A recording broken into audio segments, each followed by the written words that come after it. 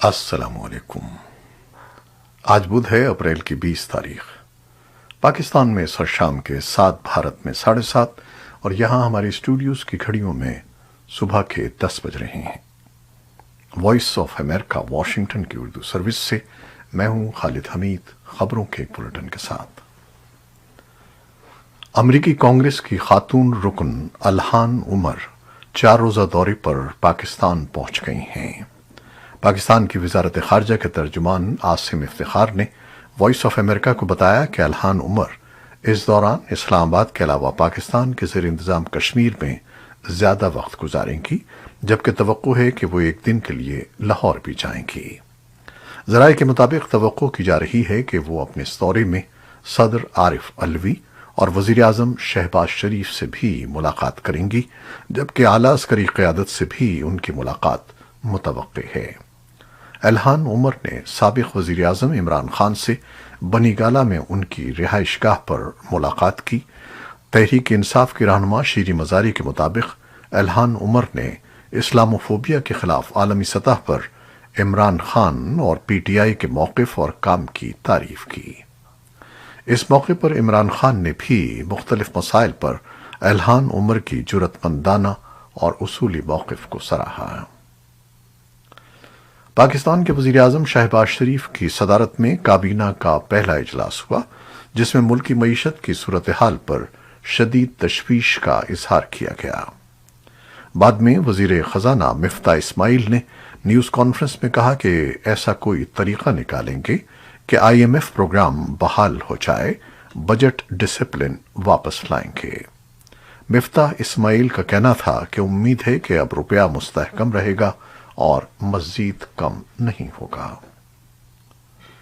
پاکستان کے صوبے سندھ کے ضلع دادو کی تحصیل میہڑ کے دور دراز گاؤں فرید آباد کوٹ فیض محمد بخش میں منگل کی رات آگ لگنے سے کم از کم 9 افراد موت کا شکار ہو گئے، جن میں ایک خاتون اور بچے بھی شامل تھے۔ آگ رات کو گندم کے ڈھیر میں لگی اور تیز ہواؤں کی وجہ سے آنن فانن کئی دیہاتوں میں پھیل گئی۔ واقعے میں ایک ہی خاندان کے 4 افراد بھی موت کے منہ میں چلے گئے، جبکہ درجنوں مال مویشی اور املاک بھی جل کر خاکستر ہو گئیں۔ مقامی صحافیوں نے بتایا کہ تعلقہ میہڑ میں فائر بریگیڈ خراب ہونے کی وجہ سے ضلع قمبر شہداد کوٹ سے فائر بریگیڈ صبح تک پہنچ پائی۔ صوبائی حکومت نے واقعے کی تحقیقات کا حکم دے دیا ہے، جبکہ صوبائی ڈیزاسٹر مینجمنٹ اتھارٹی کے ایک عہدیدار نے وائس آف امریکہ کو بتایا کہ متاثرہ افراد کی تعداد 1500 سے 2000 کے درمیان ہے، تاہم نقصانات کا جائزہ لیا جا رہا ہے، جس کے بعد حتمی تفصیلات سامنے آ سکیں گی۔ امریکی محکمہ خارجہ نے افغانستان میں اسکول پر کیے گئے حملے کی سخت مذمت کی ہے۔ محکمہ خارجہ کے ترجمان نیڈ پرائس کا کہنا ہے کہ افغانستان کابل میں ممتاز ایجوکیشن سینٹر اور عبد الرحیم شاہد اسکول پر منگل کے گھناؤنے حملوں کے رد عمل میں غم و غصے کے اظہار کے طور پر امریکہ عالمی برادری کے ساتھ شامل ہے۔ ان کا کہنا تھا کہ ہم ان بزدلانہ کارروائیوں میں ہلاک ہونے والوں کے اہل خانہ اور دیگر عزیزوں سے تعزیت کرتے ہیں۔ مجرموں کو انصاف کے کٹہرے میں لایا جائے۔ ان کا کہنا تھا کہ تمام افغان بچے محفوظ طریقے سے اور تشدد کے خوف کے بغیر اپنی تعلیم حاصل کرنے کے مستحق ہیں۔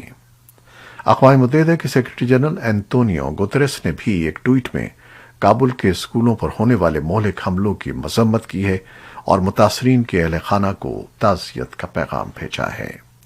انہوں نے کہا کہ بین الاقوامی انسانی قانون کے تحت شہریوں اور شہریوں کے بنیادی ڈھانچے بشمول اسکولوں کے خلاف حملے سختی سے ممنوع ہیں۔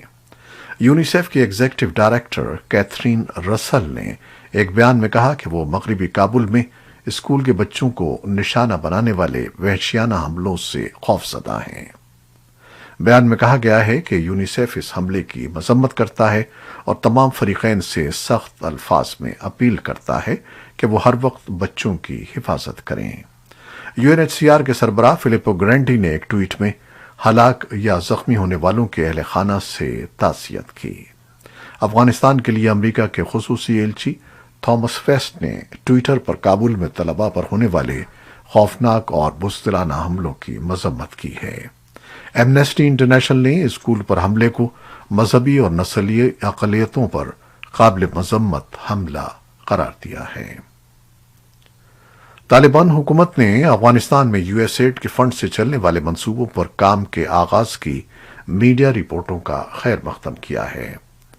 اقتصادیات کے نائب وزیر ڈاکٹر لطیف نظری نے وائس آف امریکہ کو بتایا ہے کہ یو ایس ایڈ کے ملٹی ملین پروجیکٹس کے دوبارہ شروع ہونے سے افغانستان میں غربت میں کمی اور معاشی عروج میں مدد ملے گی۔ عالمی بینک نے افغانستان میں صحت، زراعت اور ذریعہ معاش پر توجہ مرکوز کرنے والے 3 منصوبوں پر کام شروع کر دیا ہے، لیکن اس فیصلے سے آگاہ ذرائع نے منگل کو بتایا کہ تعلیم کے منصوبوں کے لیے تقریباً $150 ملین پر روک کو برقرار رکھا جائے گا۔ کثیر الجہتی ترقیاتی بینک نے امارت اسلامیہ کی جانب سے لڑکیوں کے لیے سرکاری ہائی اسکول پر پابندی پر اپنے گہرے خدشات کا حوالہ دیتے ہوئے مارچ کے آخر میں تقریباً $600 ملین مالیت کے 4 منصوبوں کو روک دیا تھا۔ امریکی محکمہ خزانہ نے اعلان کیا کہ افغانستان کی تعمیر نو کا ٹرسٹ فنڈ ARTF کے 7 شراکت دار اور دیگر بڑے عطیہ دہندگان کا گروپ جمعے کو بین الاقوامی مالیاتی فنڈ اور عالمی بینک کے موسم بہار کے اجلاسوں کے دوران ملک کے بڑھتے ہوئے اقتصادی اور غذائی تحفظ کے مسائل پر بات چیت کرے گا۔ صدر جو بائیڈن نے منگل کو کہا ہے کہ امریکہ اور نیٹو اتحادی ماسکو پر مزید دباؤ ڈال رہے ہیں، جبکہ اسی روز روسی حکام نے مشرقی یوکرین میں نئے حملے کا اعلان کر دیا۔ وہ امریکی ریاست نیو ہیمپشائر میں اتحادی ممالک برطانیہ، کینیڈا، یورپی commission, France, Germany, Italy, Japan, NATO, Poland اور رومانیہ کے رہنماؤں کے ساتھ منگل کی صبح گفتگو کرنے کے بعد نامہ نگاروں سے باتیں کر رہے تھے۔ صدر بائیڈن نے اتحادیوں کو یوکرین جنگ کے تناظر میں منظم رکھنے کے حوالے سے بتایا کہ انہوں نے بہت سے ممالک کو اس بات پر راضی کیا ہے کہ وہ اپنے اپنے ذخائر میں سے پیٹرولیم کی سپلائی جاری کریں۔ وائٹ ہاؤس کی پریس سیکریٹری جین ساکی نے کہا کہ بائیڈن اور رہنماؤں نے کیف کو مزید گولہ بارود اور سیکیورٹی امداد فراہم کرنے کے بارے میں بھی بات کی۔ یوکرین نے بدھ کو کہا کہ روس کے ساتھ محاصرہ زدہ شہر ماریاپول سے شہریوں کو نکالنے کے لیے ایک ابتدائی معاہدہ ہوا ہے، جبکہ روس نے ایک بار پھر وہاں موجود یوکرین کے باقی فوجی دستوں سے دستبردار ہونے کا مطالبہ کیا ہے۔ یوکرین کی نائب وزیر اعظم ایرینا ویرشچک نے کہا کہ انسانی ہمدردی کی راہداری کے معاہدے سے خواتین، بچوں اور بوڑھوں کو وہاں سے نکلنے کا موقع ملے گا۔ ماریاپول میں تباہ کن انسانی صورتحال کو دیکھتے ہوئے ہم آج اپنی کوششوں پر توجہ مرکوز کریں گے۔ ورشچک نے مسلسل 3 دن تک ملک میں انسانی ہمدردی کی بنیاد پر کوئی راہداری قائم نہ کرنے کی اطلاع دی تھی۔ روس نے یوکرین کے جنگجوؤں کے لیے ماریاپول میں ہتھیار ڈالنے کے لیے بدھ کی آخری تاریخ مقرر کی ہے۔ یہ الٹیمیٹم کے سلسلے میں تازہ ترین ہے جسے یوکرین نے مسترد کر دیا ہے۔ ماریاپول میں پیش رفت اس وقت ہوئی جب روس نے اسٹریٹجک لحاظ سے اہم ڈونباس خطے میں اپنی فوجی موجودگی میں اضافہ کرنا جاری رکھا۔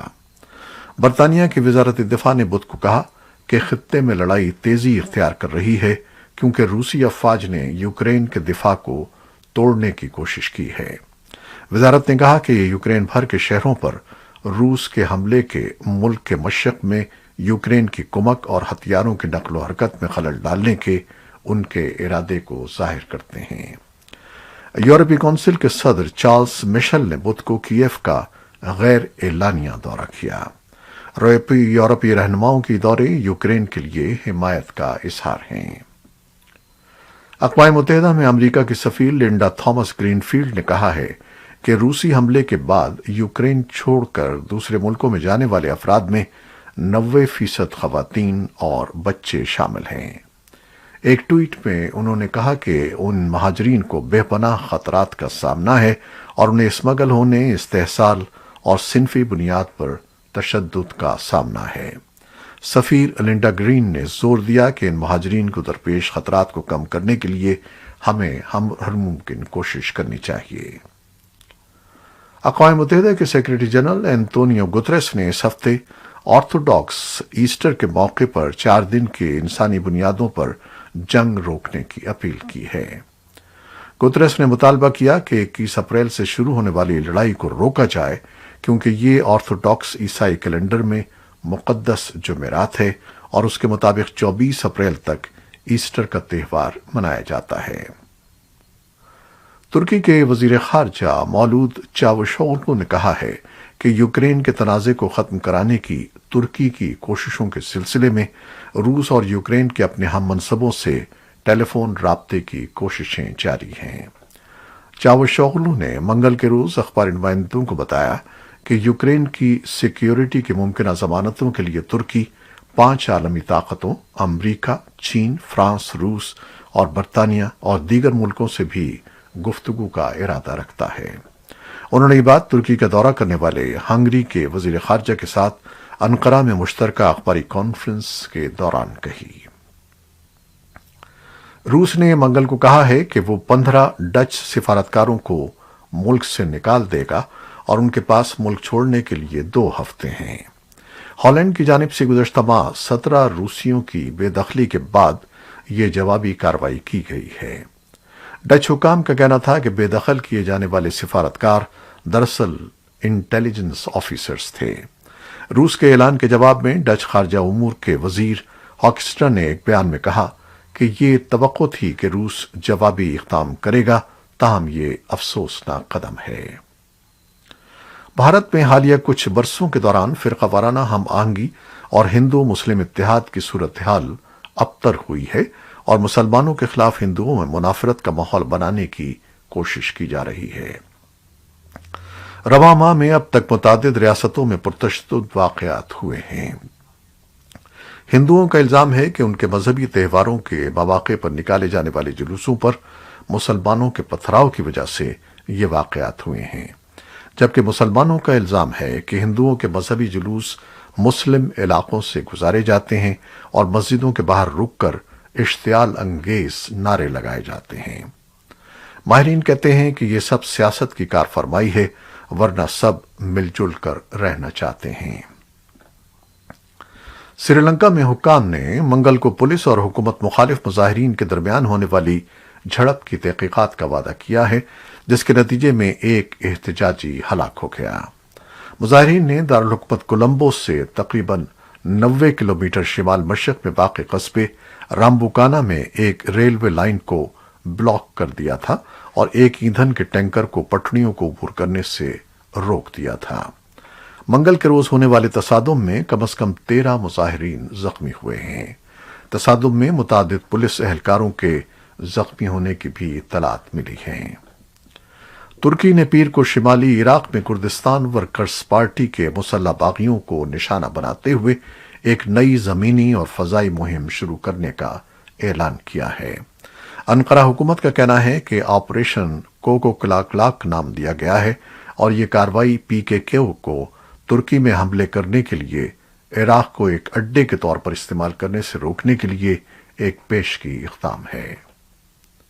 ایک برطانوی جج نے جاسوسی کے الزامات کا سامنا کرنے کے لیے جولین اسانج کو امریکہ کے حوالے کرنے کی باضابطہ منظوری دے دی ہے۔